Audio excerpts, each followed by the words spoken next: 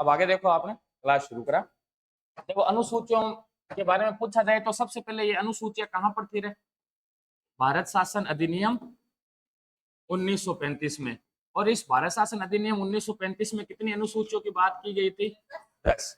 तो ये तो सामान्य बात है ना, ये हो सकता है कि आपको पूछ लिया जाए। फिर आपको यह पूछा जाए कि मूल संविधान में कितनी अनुसूचियां थी, तो क्या बताओगे? तो मूल संविधान में 8 अनुसूचियां थी। और यह पूछा जाए कि वर्तमान संविधान में कितनी अनुसूचियां है, तो क्या बताओगे? तो 12 है। कितनी है? 12 है। अपन ने पीछे की कक्षाओं में लगभग 7 अनुसूचियां पढ़ ली थी और एक 8वीं चल रही थी। तो ये जो अपन ने 8 अनुसूचियां पढ़ी है, ये मूल संविधान वाली पढ़ी है अभी तक। अब इसके बाद में जो 9वीं होगी, 10वीं होगी, 11वीं होगी और 12वीं जो अनुसूची है, यह अलग अलग संविधानों के द्वारा जोड़ी गई है। जैसे 9वीं अनुसूची जोड़ी गई थी प्रथम संविधान संशोधन अधिनियम 1951 के द्वारा। 10वीं अनुसूची जोड़ी गई थी 52वें संविधान संशोधन अधिनियम 1985 के द्वारा। 11वीं जोड़ी गई थी 73वें संविधान संशोधन अधिनियम 1992 के द्वारा। और 12वीं अनुसूची जोड़ी गई थी 74वें संविधान संशोधन अधिनियम 1992 के द्वारा। तो ये जो 4 अनुसूची है जो अपने पढ़ने बची हुई है, ये सारी की सारी कालांतर में जोड़ी गई है ना। मूल संविधान में जो 8 अनुसूचियां थी वो अपन पढ़ चुके हैं और 8वीं पर अपनी चर्चा चल रही है ना। तो 8वीं अनुसूची है, इस 8वीं अनुसूची में क्या है? तो मान्यता प्राप्त भाषाओं का उल्लेख है। किसका उल्लेख है? मान्यता प्राप्त भाषाओं का उल्लेख। अर्थात इन भाषाओं को संवैधानिक दर्जा प्राप्त है। इनको क्या प्राप्त है?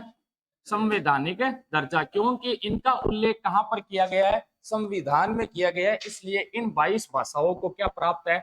संवैधानिक दर्जा प्राप्त है। फिर अपन ने आगे चर्चा की थी कि ये मूल संविधान था जो 8वीं अनुसूची थी। इस 8वीं अनुसूची के अंदर प्रारंभ में कितनी भाषाएं थी? 14। और वर्तमान में कितनी हो गई? 22 भाषा हो गई। तो पहले तो अपन ये 14 देख लेते हैं, ये 14 कौन कौन सी है।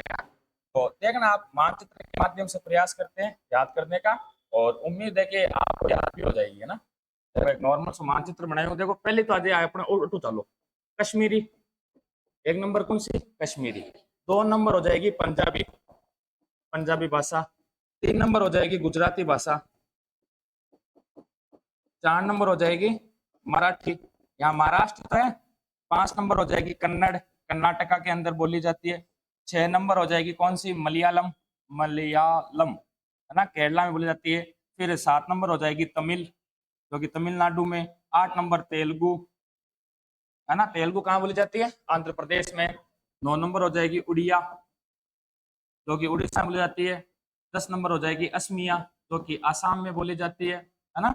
और कौन सी? नेपाली बाद में आएगी, है ना। एक है आपके यहाँ हो जाएगी हिंदी, उर्दू और संस्कृत।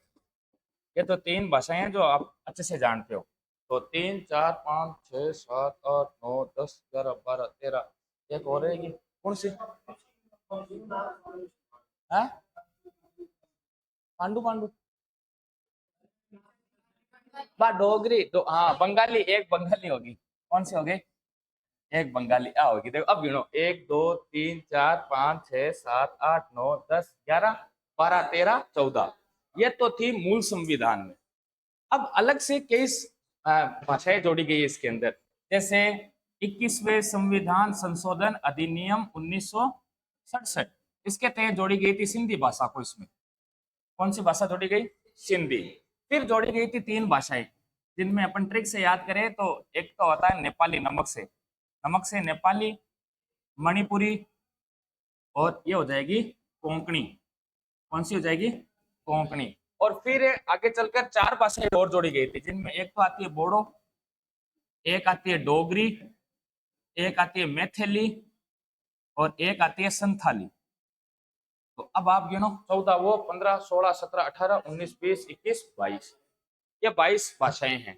और इनके संविधान संशोधन अपने को ध्यान में रखने हैं। तो आप पहले लिख लो, एक फटाफट से लिख दो 8वीं अनुसूची के अंदर कि इसमें मान्यता प्राप्त, इसमें संवैधानिक मान्यता प्राप्त भाषाओं का उल्लेख है।